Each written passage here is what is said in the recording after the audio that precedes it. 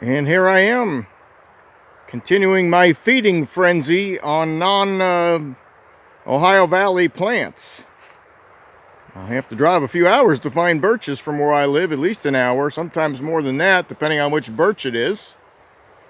And several other plants I've been doing a lot of videoing on while at the New River Gorge National Recreation Area.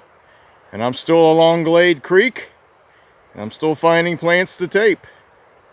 We've got black birch in my viewpoints here. Black birch is really more brown than black, and it has distinct horizontal lines on the bark. And those lines protrude out maybe 1/8 of an inch, and they'll go maybe 2 inches at the most before they stop.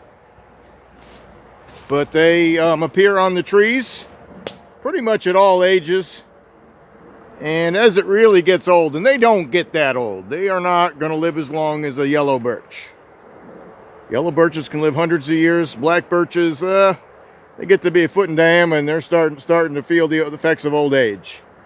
But they're common in these moister soils along valleys, and in the Allegheny Mountains they're very common. And this one's reaching up. It's not understory. It goes as high as the other trees, probably 60, 80 feet.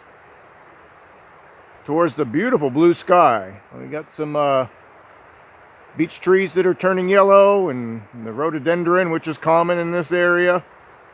Rhododendron's considered a shrub. I could add it to this channel. I'm not sure if I will.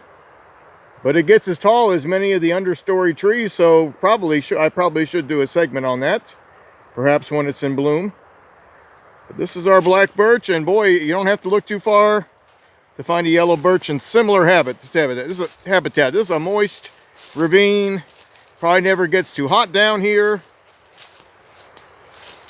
Probably doesn't have much chance of having a forest fire down here. I've done a segment on the yellow birch. But here's a review. The bark is more of a bronzeous yellow, and it gets these little furrows. Sometimes the furrows get a lot bigger as the tree gets bigger, but the bark starts to curl up on the yellow birch. It makes large furrows on the river birch, but the black birch will not get any furrows at any point of its life stage. So that's something else you can use to identify them, but really they're distinct. They're not going to fool you. One's not going to pretend it's the other. They're pretty easy to tell apart. The only two species of birch that might fool you are the gray and the paper. And I am not anywhere near where those grow, so that will have to wait.